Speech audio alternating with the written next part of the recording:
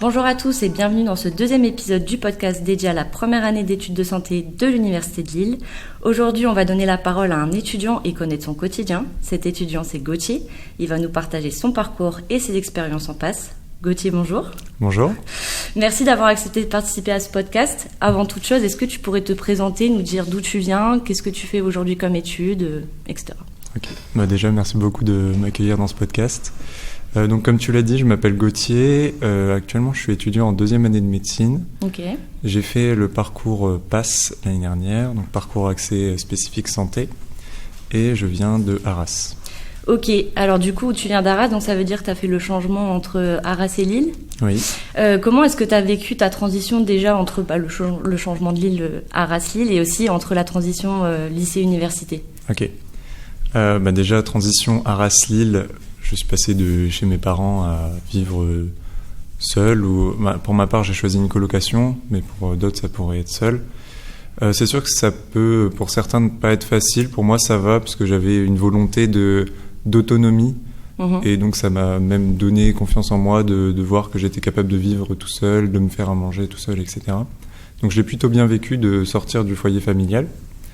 Après, du côté de la transition école-université, c'est sûr que ça n'a rien à voir.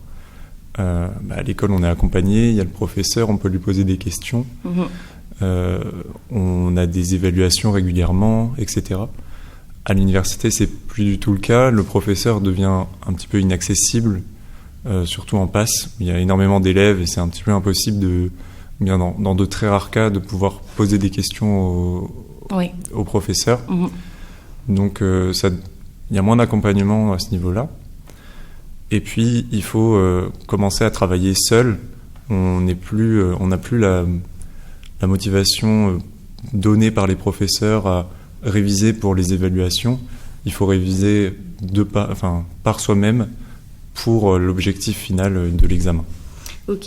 Et donc, du coup, un changement totalement différent d'environnement. Au niveau de ta méthode de travail, est-ce que tu as une stratégie pour essayer de compenser justement cette distance avec les professeurs ou oui. Pas Oui, bien sûr. J'y ai réfléchi dès les vacances d'été, parce que je pense que c'est important. Et donc, tout simplement, travailler régulièrement, c'est le principal, ce qu'on appelle la méthode des répétitions espacées. Donc, on révise de manière régulière et de manière de plus en plus espacée. C'est vraiment basé sur la base de la cognition, la mémoire.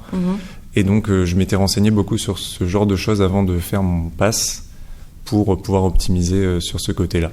Ok. Et est-ce que tu as voulu obtenir de l'aide? On sait qu'à l'Université de Lille, il y a le tutorat. Ouais. Est-ce que toi, tu as préféré aller au tutorat ou alors aller dans les préparations privées? Oui. Qu'est-ce que tu en penses de tout ça? Alors, pour ma part, j'ai choisi le tutorat de PASS parce que j'avais pas forcément les moyens financiers pour financer une prépa privée. Et puis, j'avais eu de bons retours du tutorat, donc j'ai décidé de prendre le tutorat. D'accord. On parlait tout à l'heure du coup de ta méthode de travail, du fait que tu es déménagé. Hormis ça, est-ce que tu as rencontré d'autres difficultés pendant ton année de PASS? Alors oui. Alors les difficultés sont propres à moi, il y aura tout le monde qui aura des difficultés différentes. Déjà, ça peut être difficile pour l'entourage, nos amis, la famille, etc., de comprendre le fait qu'on doive travailler autant. Par exemple, le week-end, on peut rentrer chez nos parents et tiens, ils organisent une soirée avec des amis. Et moi, à ce moment-là, je m'isolais dans ma chambre et je travaillais. Et du coup, ça peut être assez difficile pour la famille de comprendre ça. Pareil, j'avais une relation amoureuse l'année dernière et malheureusement, ma copine avait du mal à comprendre ça. Oui. Donc ça peut être un premier frein. Oui, donc c'était vraiment une charge mentale finalement, cette charge de travail, ça te pèse ou comment est-ce que tu arrives à jongler avec ça justement? Moi, j'étais vraiment focus dans mon objectif de réussir cette année-là, donc ça m'a pas posé plus de problèmes que ça, mais je sais que ça peut poser problème pour certaines personnes. Oui. D'accord. Et comment ça se passait une journée type en PASS? Est-ce qu'il y avait une organisation particulière au niveau des enseignements? Est-ce que vous avez du temps à côté pour pouvoir étudier à la BU, par exemple? Comment ça se passe? Alors, une journée type, je vais parler de la mienne.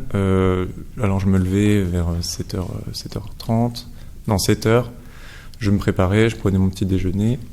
Je partais à la faculté vers 7h30 parce que les cours commencent vers 8h. Ok.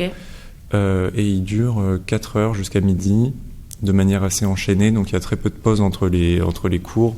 C'est juste la transition d'un professeur à l'autre qui peut faire office de pause. Et puis après ça, je prenais ma pause du déjeuner de à peu près 30 minutes.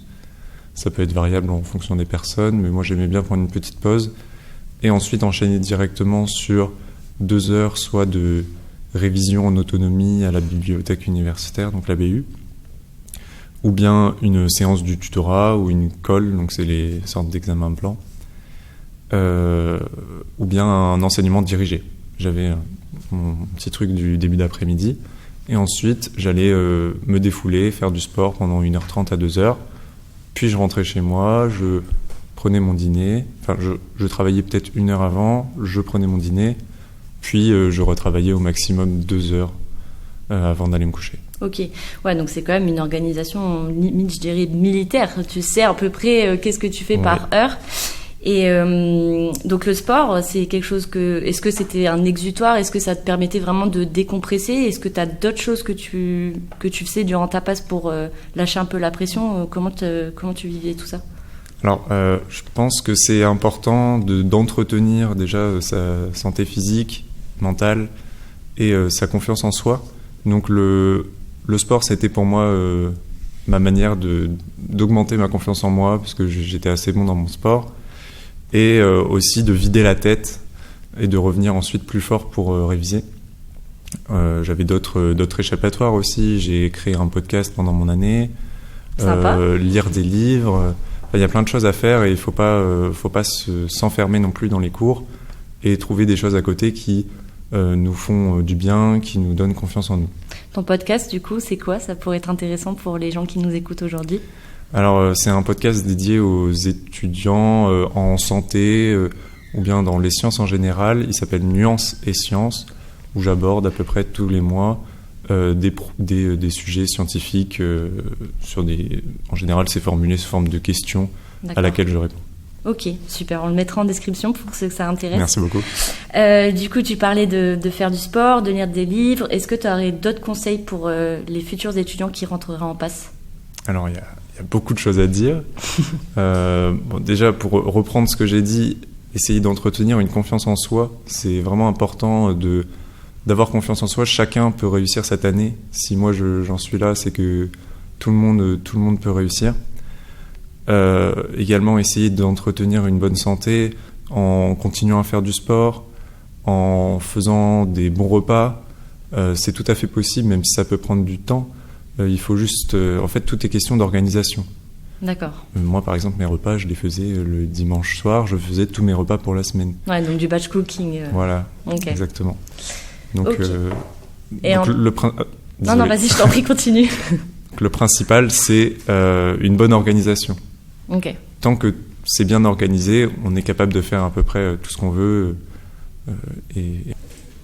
Donc avec tous ces conseils-là durant l'année universitaire, est-ce que en amont, les futurs étudiants doivent se préparer pour le PASS? Toi, est-ce que tu as des conseils par rapport à ça? Est-ce que toi, tu t'es préparé? Comment tu as vécu la situation? Alors, je pense qu'il est assez, très, très peu utile de se préparer concrètement sur les matières qu'on va avoir, genre s'avancer sur l'anatomie par exemple. Je trouve que ça n'a pas tant d'intérêt que ça. Il faut plutôt revoir les bases qu'on a vues au lycée, donc en physique-chimie, en SVT, pour éviter d'avoir des lacunes au moment où on arrive en PASS. Moi, c'était le problème que j'avais des grosses lacunes en mathématiques, en physique-chimie, et je pense que ça m'aurait beaucoup aidé de juste revoir ce qu'on a déjà vu, construire des bases solides pour ensuite réussir. Également, je pense qu'il est intéressant de réfléchir en amont à sa stratégie, se renseigner, comme je l'ai dit, sur les techniques qu'utilisent les étudiants en médecine actuelle pour maximiser leur mémorisation, pour maximiser leur travail, etc. Le travail actif, tout ça, vous entendrez sur les réseaux sociaux. Il faut vraiment se renseigner là-dessus et si vous n'êtes pas organisé, à apprendre à l'être à ce moment-là Ok. pour maximiser sa réussite. Et est-ce que tu sais du coup si l'université propose un accompagnement avant le début du PASS ou pas? Alors oui, l'université propose un accompagnement, pas comme je l'ai décrit, mais il y a effectivement une pré-rentrée proposée par le tutorat qui permet de découvrir l'université en amont, d'être à l'aise avec les locaux, de commencer à aborder certains sujets du PASS. Mais ce que j'ai décrit, c'est quelque chose qu'il faut faire encore en amont parce qu'on ne va pas vous l'apporter pendant cette pré-rentrée-là. Toi, du coup, t'as fait le stage de pré-rentrée? Oui, bien sûr, je l'ai fait. T'en as pensé quoi? C'était super, ça m'a permis vraiment d'être plus à l'aise, d'être moins stressé pour commencer l'année. Et en termes de pédagogie, est-ce que tu recommandes, justement, tu parlais du tutorat tout à l'heure, toi, est-ce que ça t'a vraiment aidé? Est-ce que tu as vraiment vu une différence sur ta méthode de travail, ta capacité à assimiler les notions de cours? Est-ce que tu recommanderais aux étudiants du coup de partir au tutorat? Alors je recommanderais, oui, bien sûr, parce que déjà, dès qu'on ne comprend pas une notion du cours, il suffit d'aller aux cours qui sont proposés et poser nos questions au tuteur. Également l'école, donc c'est des petites évaluations qu'on avait chaque semaine, pardon. Ça permettait d'entretenir régulièrement notre mémoire et avoir une certaine motivation à travailler. Donc c'est franchement presque indispensable. D'accord. Tu nous disais au début du podcast que tu étais en 2e année de médecine. C'est quoi le projet pour la suite? Alors pour le moment, je ne sais pas. Pour être honnête, à l'origine, le PASS était presque un défi. Et ensuite, je me suis rendu compte que ce domaine m'intéressait beaucoup. Et aujourd'hui, j'adore ce que je fais, donc je continue, mais je ne sais pas vraiment ce que je vais faire. En tout cas, je sais ce qui m'intéresse actuellement, c'est l'enseignement, la recherche. Ok. Après, je suis intéressé par à peu près tout, donc je m'inquiète pas trop. Qui te plaît là-dedans dans l'enseignement et la recherche? Découvrir de nouvelles choses, faire des innovations et transmettre un savoir aux gens. J'adore ça. D'accord. Merci beaucoup Gauthier d'avoir témoigné aujourd'hui. Et merci à vous d'avoir écouté cet épisode jusqu'à la fin. Si ça vous a plu, n'hésitez pas à nous noter en évaluant l'émission. Ça nous ferait super plaisir d'avoir vos retours. Et on vous dit à très bientôt pour un nouvel épisode. Ciao. Au revoir.